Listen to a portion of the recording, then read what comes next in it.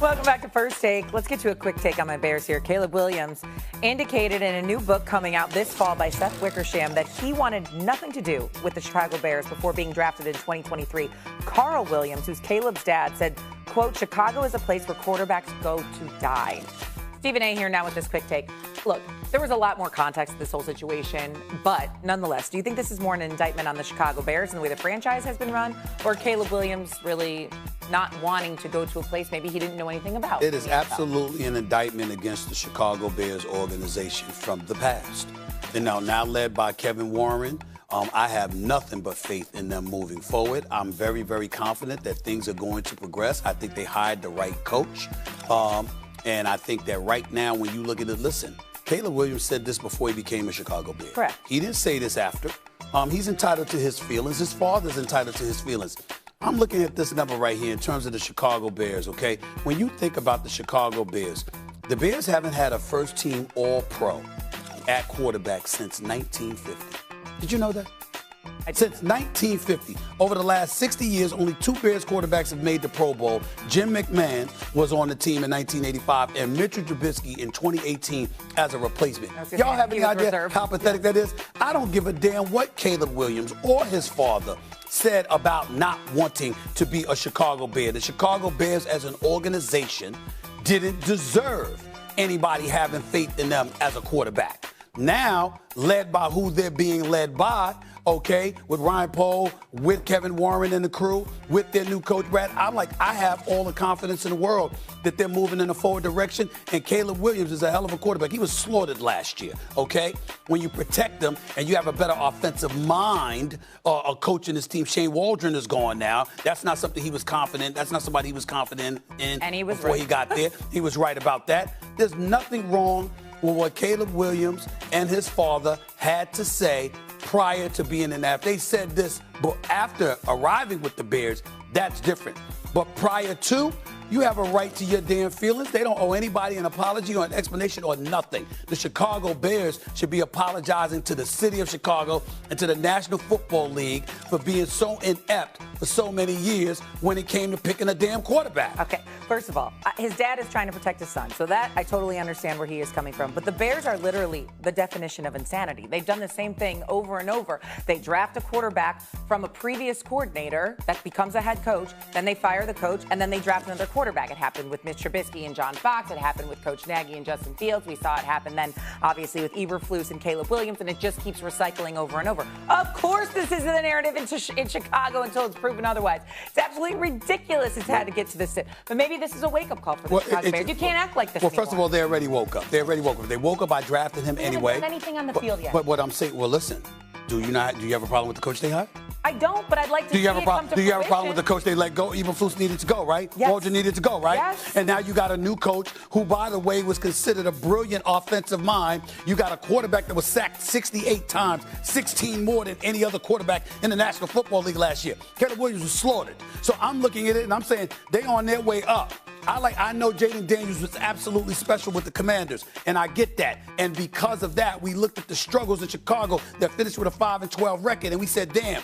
But there was a time in the season where Caleb Williams was showing us some things. Yes. He's got an NFL body. He can take some punishment, clearly. He's got a lot of heart. He can make every requisite throw. He can run with the football when necessary. I love the potential of this kid, and I don't mind at all that it's coming out what his father and what he felt about the Bears, because to me, it's going to put an emphasis on the Bears. We need to make sure to make him a liar, to make his dad a liar, by making sure that we do what we're supposed to do as an organization, which I am very confident they will do. I believe in the Chicago Bears organization right now. I truly do right now, because based on what they had in the past, it was a joke. I think it's much better now. I think they're moving forward, and I think that the best is yet to come. Caleb Williams is going to be a star in the NFL. You mark my words. You know how you're nervous about your Knicks? I'm nervous about all these things you're saying actually coming to fruition for my Bears. It's been a lot of years of disappointment. Right. We'll see if it actually comes true. He's going to be a star. Mark my words. All right. We'll talk more about this in the fall, I'm sure. Speaking of the Knicks are not the only big ticket in town. Of course, tonight, Juan Soto makes his return to Yankees. By which he became the #1 pick in the draft,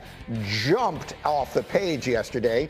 There was a quote in it from Carl Williams, Caleb's father, saying, "Chicago is the place quarterbacks go to die." There's a quote from Caleb himself, or a quote from Carl saying, Caleb wondered aloud to confidants, do I want to go there? I don't think I can do it with Waldron, which means the offensive coordinator Shane Waldron, who got fired during the season.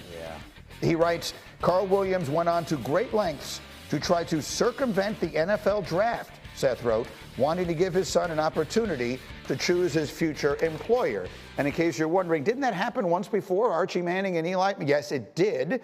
And apparently Carl Williams met with Archie to try and figure it out. Ultimately, we know what happened. Caleb winds up being drafted by the Bears. But Dominique, as you read all this yesterday, what was your reaction? Well, first, I immediately pre-ordered Seth's book because if these are his throwaway quotes, then whatever's actually in the book is going to be outstanding.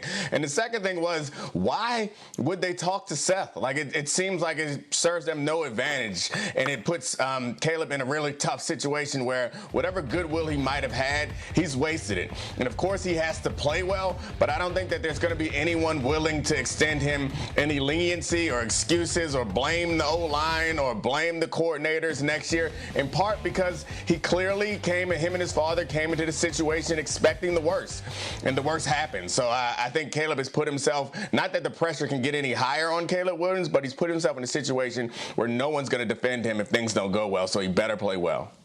I think the Caleb Williams case is something that's just going to be the start of many quarterbacks. He was the first NIL baby in the draft, in which from Oklahoma to USC, he took a giant payday, went with Lincoln Riley, got there.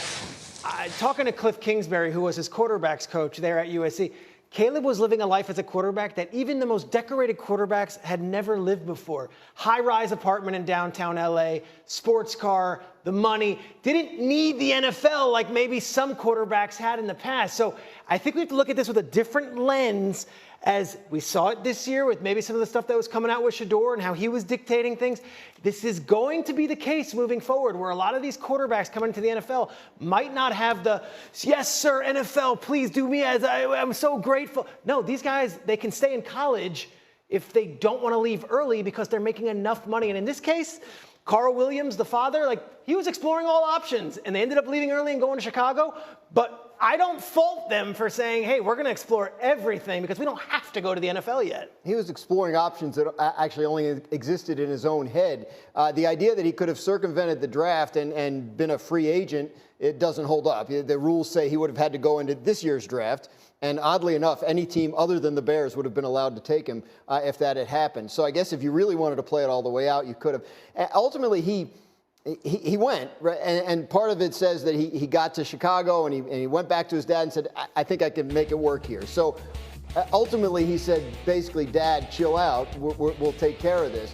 But yeah, it's definitely, this looks bad for everyone. Dominique is absolutely right that now Caleb Williams, every time he struggles, is going to be in the minds of Bears fans, the guy who didn't want to be here, right? He didn't want to be here. He never wanted to. Was he wrong? Yeah, well, who could blame him? Was he wrong? But I got to say a couple things. One, there was no indication, in at least people I talked to from inside that building, that Caleb Williams was mailing it in or miserable there. Like he was trying to make it work, and I think that will continue. But yeah, I think a lot of it comes from the father trying to navigate the situation, and I think ultimately it seemed like the young man himself took control and said, I'm gonna do this. Look, I mean, we're all fathers in this conversation, yes, and parents in general, and the bottom line of it is, you want what is best for your kid. I never blame a parent for trying to figure out something that is best for their kid, whether it's Deion Sanders or Carl Williams or anybody else. The reality is, Chicago has been the place that quarterbacks yes, go to die. They did have a terrible coaching situation last year, which we were pointing out real time before the draft, and it proved to be exactly right. They did exactly what they had done in the cases of Trubisky and Fields before him. They had lame duck coaches that they were going to fire if things went badly. So here he is on his second coach in 2 years. And no veteran quarterback in the room with him. Right, it was Tyson Bagent